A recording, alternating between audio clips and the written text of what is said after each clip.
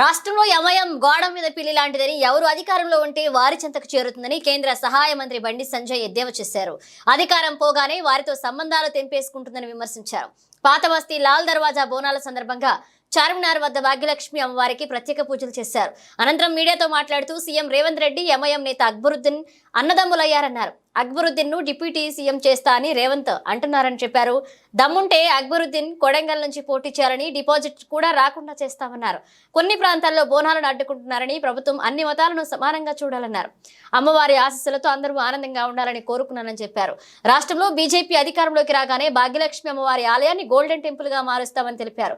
తాను హిందువుల తరపున పక్కా మాట్లాడతారని, అయితే ఇతర మతాలకు వ్యతిరేకం కాదని స్పష్టం చేశారు.